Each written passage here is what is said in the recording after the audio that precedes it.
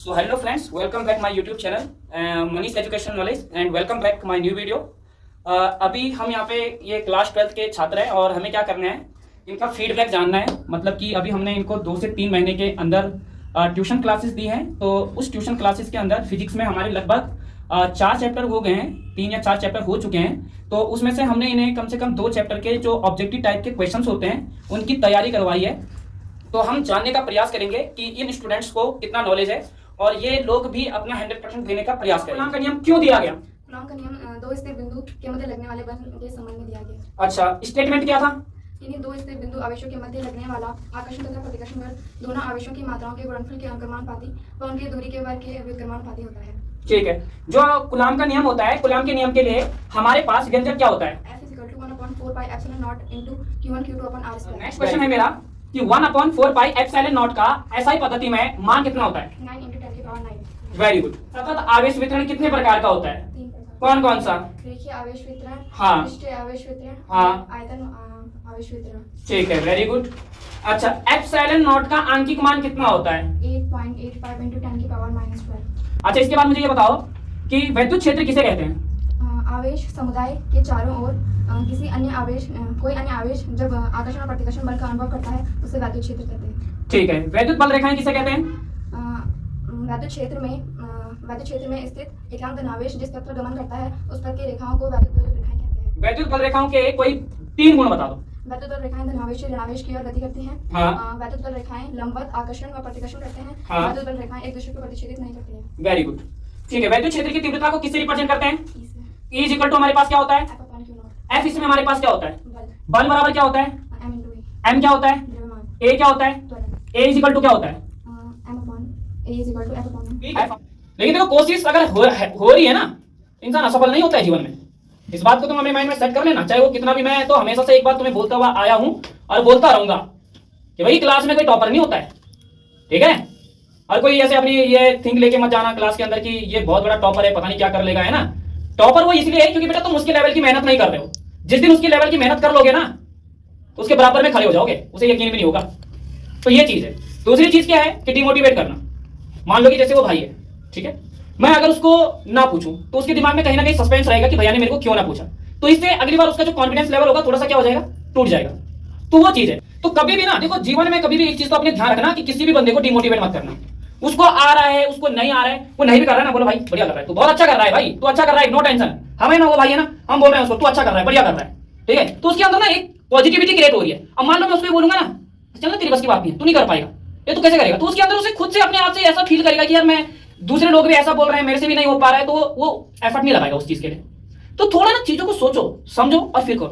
मेरे को आपको ये बताना है कि मतलब जैसा हम पढ़ा रहे हैं, ठीक है, जो हमारे पढ़ाने का यहाँ पे तरीका है, या जिस प्रकार से भी मैं बच्चों को मतलब क्या करता हूँ, गाइडेंस करता हूँ, या जो आज हमने ये वीडियो बनाई है, आपको क्या लगता है कि इस प्रकार की अगर हम वीडियो मान लो कि हफ्ते में एक बार बनाते हैं तो इससे हमें कोई फायदा होगा या नुकसान होगा? इससे फायदा होगा क्योंकि जो बच्चों की परफॉर्मेंस है ना उससे अच्छी हो जाती है। Very good. और जैसे मतलब एग्जाम के टाइम पे जो मतलब वो आते हैं एक ही नंबर वाले क्वेश्चन आते हैं, उनमें बच्चे काफ़ी गलतियाँ करते हैं, तो इससे हमारा मतलब जो बेस है वो अच्छा हो जाता है। बहुत बढ़िया। और कुछ हमारे सेंटर के बारे में कुछ कहना चाहोगे? बिल्कुल बोल सकते हो, अपनी प्रतिक्रिया रख सकते हो। भाई तुम आ रहे हो ना, तुम्हें पता है तो तुम रख सकते हो, बोलो। पढ़ाने का तरीका आपको कितना समझ में आता है, मैं कैसे पढ़ाता हूँ, चीजों को क्या कैसे समझाता हूँ, आपको पूरा एक्सप्लेन करना है। पढ़ाने का तरीका आपका बहुत अच्छा है। हाँ, जैसे कि आप कोई भी टॉपिक कराते हो, पहले आप उसका पूरा बेस क्लियर करा देते हो, उसके बाद फिर आप क्वेश्चन कराते हो, ठीक है, फिर जिससे बच्चों को ज़्यादा से ज़्यादा समझ आ जाता है। वैद्युत फ्लक्स किसे कहते हैं? इसीलिए आराम से बोलो, कोई दिक्कत नहीं है। वैद्युत क्षेत्र में स्थित किसी पृष्ठ से गुजरने वाली अभिलंबत बल रेखाओं की संख्या को वैद्युत फ्लक्स कहते हैं। Very good. वैद्युत फ्लक्स को किससे रिप्रेजेंट करते हैं? फाई से। फाई ई इक्वल्स टू क्या होता है? E.dA cos theta. इसका मात्रक क्या होता है? वोल्ट पर मीटर। ओके, एसआई पद्धति में इसका मात्रक क्या होता है? वोल्ट पर मीटर। यदि पृष्ठ तथा विद्युत क्षेत्र समांतर है तब थीटा बराबर कितना डिग्री? 0। थीटा बराबर 90 डिग्री। 90 डिग्री। और जब थीटा बराबर 90 डिग्री होता है तो इस कंडीशन में विद्युत फ्लक्स का मान कितना होता है? 0। बहुत बढ़िया। यदि पृष्ठ विद्युत क्षेत्र के अभिलंबत है तो थीटा बराबर कितने डिग्री का कोण बनेगा? 0। तो फाई की वैल्यू कितनी आ जाएगी? फाई की वैल्यू E.dA अधिकतम होगी। ठीक है, वेरी गुड। अच्छा, अगर मैं ये पूछूं फाई ई इक्वल्स टू कितना होता है? E.dA cos theta. Very good. Gauss प्रमेय किसे कहते हैं? किसी बंद पृष्ठ से गुजरने वाला संपूर्ण वैद्युत फ्लक्स उस बंद पृष्ठ के निर्वात में उपस्थित कुल आवेश के 1/एप्सिलॉन गुना होता है। ठीक है, गॉस थ्योरम क्या होती है, मतलब फार्मूला क्या होता है उसका, फाई इक्वल टू क्या होता है, phi equal to Q upon epsilon not. Epsilon not क्या होती है यहाँ पे, एप्सिलॉन नॉट एक नियतांक निर्वात की विद्युतशीलता होती है। ठीक है, ओके, बहुत बढ़िया। अच्छा, मुझे ये बताओ कि एक समान रूप से आवेशित गोलीय कोष के कारण विद्युत क्षेत्र की तीव्रता मुख्य रूप से कितनी स्थितियों में ज्ञात की जाती है? 3 स्थितियों में। कौन कौन सी? जब बिंदु P गोलीय कोष के बाहर हो। वेरी गुड, जब बिंदु P गोलीय कोष के बाहर हो। और दूसरा है जब बिंदु P गोलीय कोष के पृष्ठ पर हो। ठीक है। और तीसरा है जब बिंदु P गोलीय कोष के अंदर हो। ठीक है, जब बिंदु P गोलीय कोष के अंदर हो। जब बिंदु P गोलीय कोष के बाहर होता है तो उस कंडीशन में विद्युत क्षेत्र की तीव्रता E इक्वल टू कितना होता है? 1/4 pi epsilon not Q upon small r square. बहुत बढ़िया। अच्छा, जब बिंदु P गोलीय कोष के बाहर होता है तब विद्युत क्षेत्र की तीव्रता कितनी होती है? E equal to 1/4 pi epsilon not Q upon capital R square. अच्छा, जब बिंदु P गोलीय कोष के अंदर होता है तो विद्युत क्षेत्र की तीव्रता उस कंडीशन में कितनी हो जाती है? E equal to 0। E equal to 0। E equal to 0 होने का रीजन क्या है? क्योंकि जो उसके अंदर क्योंकि गोलीय आवेश के अंदर गोलीय कोष के अंदर आवेश नहीं होता। हाँ, क्योंकि गोलीय कोष के अंदर आवेश नहीं होता है, जिस कारण विद्युत क्षेत्र की तीव्रता यहाँ पर कितनी मानी जाती है? 0 मानी जाती है। आवेश किसे कहते हैं? आवेश वह भौतिक राशि है जिसे अर्जित हो जाने से पदार्थ विद्युन्मय हो जाता है, अर्थात हल्के वस्तुओं को आकर्षित करने की क्षमता उत्पन्न हो जाती है। आवेश को किससे रिप्रेजेंट करते हैं? आवेश को Q से प्रदर्शित करते हैं। अच्छा, आवेश का फॉर्मूला क्या होता है? Q equal to I into T. इसमें I क्या है हमारे पास? धारा। T क्या है हमारे पास? समय। आवेश का क्वांटिटीकरण में फॉर्मूला क्या होता है? Q equal to N into E. ठीक है, जहां N हमारे पास क्या होता है? आवेश इलेक्ट्रॉनों की संख्या। E हमारे पास क्या होता है? इलेक्ट्रॉन पर आवेश। आवेश का SI पद्धति में मात्रक क्या होता है? कूलाम। आवेश का NKS पद्धति में मात्रक? Ampere into second. CGS पद्धति में इसका मात्रक? State coulomb. आवेश का सबसे बड़ा मात्रक? फैराडे। इसकी विमा क्या होती है? 6 विमा 80। 80। Very good. अच्छा, कूलाम का नियम क्या है?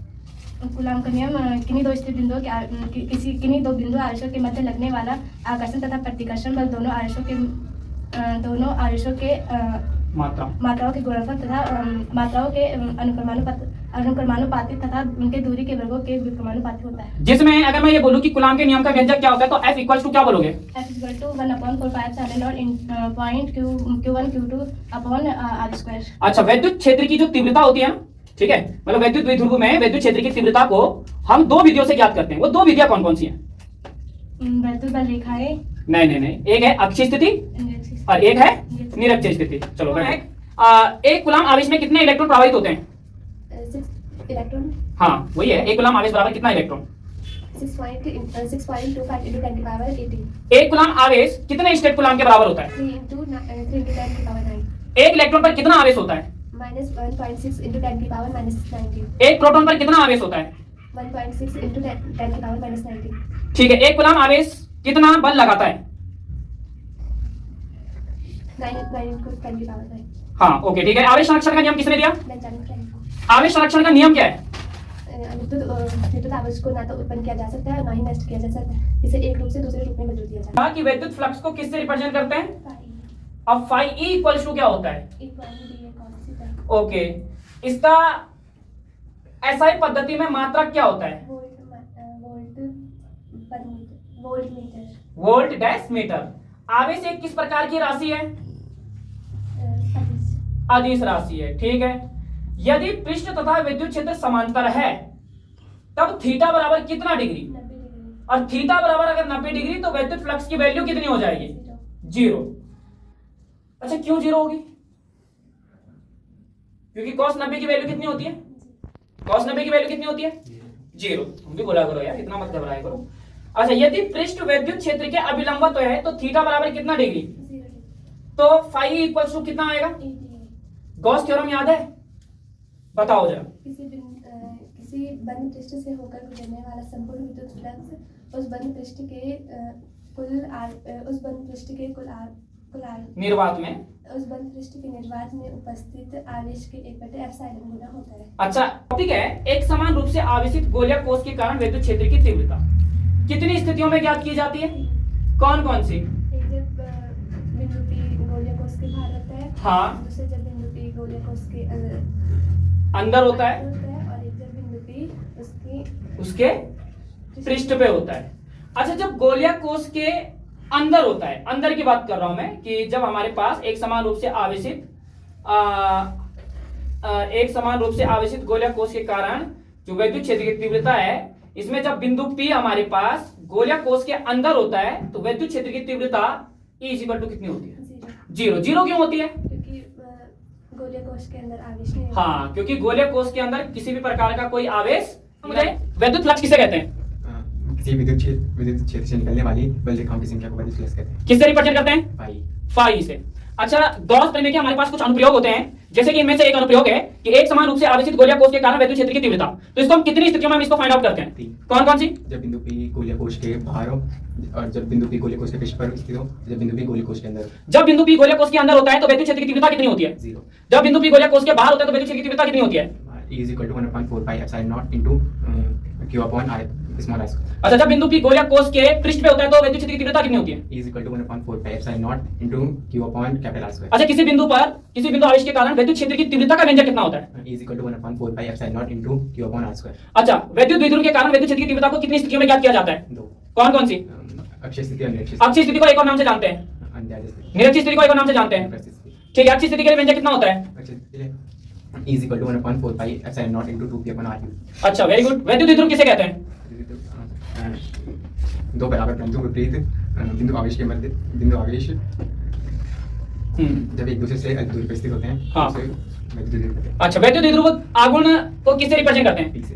ठीक है, P इक्वल टू क्या होता है? 2q है। अच्छा, वैद्युत द्विध्रुव जो होता है उसके कोई 2-3 एग्जांपल बताओ। वैद्युत द्विध्रुव पे हाँ, बहुत सिंपल है, कौन बता सकता है? HCl H2। ठीक है, HCl N2H2 बहुत सारे हैं। ठीक है, ओके। इसके बाद मेरा क्वेश्चन है कि वैद्युत बल रेखाएं किसे कहते हैं? वैद्युत बल रेखाएं किसे कहते हैं? जब कोई आवेश किसी पथ पर गमन करता है। हाँ, वैद्युत बल रेखाएं कहते हैं, यानी कि जब एकांक धनावेश जिस पथ पर क्या करता है? गमन करता है, उसे हम क्या कहते हैं? वैद्युत बल रेखाएं कहते हैं। वैद्युत बल रेखाओं के कोई दो गुण बताओ मुझे। वैद्युत बल रेखाएं धनावेश से ऋणावेश की ओर गति करती हैं। हाँ, नंबर 2। ये एक दूसरे को प्रतिच्छेद नहीं करती। हाँ, एक दूसरे को प्रतिच्छेदित नहीं करती। अच्छा, रितिका बताओ मुझे, आवेश की डेफिनेशन क्या होती है? आवेश वह भौतिक राशि है जिसके अर्जित हो जाने पर पदार्थ विद्युमय हो जाते हैं तथा हल्की वस्तुओं को आकर्षित करने की क्षमता उत्पन्न हो जाती है। आवेश को किससे रिप्रेजेंट करते हैं? क्यू से। अच्छा, Q इक्वल टू क्या होता है? R IT। अच्छा, आवेश का SI पद्धति में मात्रक क्या है? MKS पद्धति में ampere into second. Ampere into second. अच्छा, मेरे को ये बताओ कि आवेश का सबसे बड़ा मात्रक क्या होता है? फेराड। और CGS पद्धति में इसका मात्रक क्या होता है? पिछले कूलम। अच्छा, वेरी गुड। आवेश कितने प्रकार का होता है? 2। एक कूलम आवेश में कितने इलेक्ट्रॉन प्रभावित होते हैं? 6.25 into 10 की पावर 18। आवेश एक सदिश राशि है या अदिश राशि है? अदिश। Very good. My name is Kashish from JIC Agar and I study in class 12. ठीक है।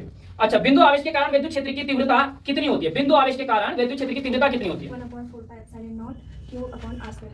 ठीक है। अच्छा, वैद्युत द्विध्रुव आघूर्ण को किससे रिप्रेजेंट करते हैं? P से। P इक्वल टू क्या होता है? अच्छा, ये किस प्रकार की राशि है? वैद्युत द्विध्रुव किसे कहते हैं? विद्युत द्विध्रुव। हाँ, जोर से बोलो थोड़ा। जब विद्युत क्षेत्र में स्थित कोई परीक्षण आवेश जितना बल का अनुभव करता है उसे विद्युत हाँ बेटा, गलत हो गया ये। ठीक है, वहां निकाय जिसमें दो बराबर परंतु विपरीत प्रकार के आवेश एक दूसरे से क्या होते हैं? अल्प दूरी पर स्थित होते हैं। ओके, चलो कोई दिक्कत नहीं है। ठीक है। अच्छा, मुझे ये बताओ, वैद्युत द्विध्रुव के कारण उत्पन्न वैद्युत क्षेत्र की तीव्रता को कितनी स्थितियों में ज्ञात किया जाता है? कौन कौन सी? अक्षीय स्थिति में इसका व्यंजक कितना होता है? 1/4 pi epsilon naught 2 P3 upon R cube। ठीक है। और निरक्षीय स्थिति में इसका व्यंजक कितना होता है? 1/4 pi epsilon naught 2 P upon R cube। अच्छा, मेरा क्वेश्चन ये है कि जो वीडियो आज हमने बनाई है या जिस प्रकार से हमारा पढ़ाने का जो तरीका है, ठीक है, वो आप लोगों को मतलब किस हद तक सही लगता है? ये सही है, मतलब जैसे कि आप वीडियो बनाते हो हाँ। और जैसे मतलब यूट्यूब में डालते हो, इंस्टाग्राम वगैरह में डालते हो हाँ। तो इससे मतलब बच्चों को भी मदद मिलेगी। हाँ, और फिर मतलब वो भी करेंगे, वो भी देखेंगे कि आप कैसे पढ़ाते हो। Very good. और फिर इससे हमको भी सही है, मतलब आप हमसे पूछते हो, ऐसे वीडियो बनाते हो हाँ। तो इससे मतलब जो हमारा मतलब वो पुराना वैसा है ना। हाँ, ठीक है, जो पिछला है मतलब वो आपको अच्छे से क्या हो जाता है। मतलब बहुत बढ़िया है, बोलना चाहिए। जोर से बोलना, थोड़ा लाउडली है। जो मतलब आज आपने बात कराया है तो मतलब हमें मतलब पुराना रिवीजन हो जाता है। हाँ। और मतलब ऐसा होता है कि जब हम मतलब एग्जाम के टाइम पे ना कि हम मतलब आगे पढ़ते हैं और पीछे का भूल जाते हैं। Very good। तो मतलब ऐसे वीडियो बनाते रहेंगे तो हमें फिर रिवीजन होता रहेगा, इससे हम पीछे का नहीं भूलेंगे और हमारे आगे का भी होता रहेगा। और आज मैं उन बच्चों को भी बताना चाहूँगी जो हमारे साथ के हैं, जो मतलब यहाँ पे ट्यूशन नहीं आ रहे हैं, कि अगर वो यहाँ आए तो उन्हें भी एक अच्छी पढ़ाई मिलेगी। माने कि हमारे स्कूल में भी बहुत अच्छी पढ़ाई होती है, लेकिन इतना ज़्यादा मतलब सर लोग भी नहीं कराते जितना भैया कराते हैं। वो मतलब एक्सपेरिमेंट के साथ पढ़ाना, मतलब जितना पेज क्लियर करना सारा करते हैं। तो मैं उनको बोलूँगी कि वो भी आए ट्यूशन। ओके ओके, ठीक है। इसलिए कंटिन्यू मेहनत और बराबर प्रैक्टिस डे टू डे होनी चाहिए। ठीक है, तो यहीं पे करेंगे हम वीडियो को। एंड अगर आप सभी लोगों को वीडियो अगर पसंद आती है तो ज़्यादा से ज़्यादा वीडियो को शेयर कीजिए, हमारे चैनल को सब्सक्राइब कीजिए और हमें मोटिवेट कीजिए ताकि हम ऐसी वीडियोस को आप लोगों के सामने बार बार लेके आए। Thank you so much.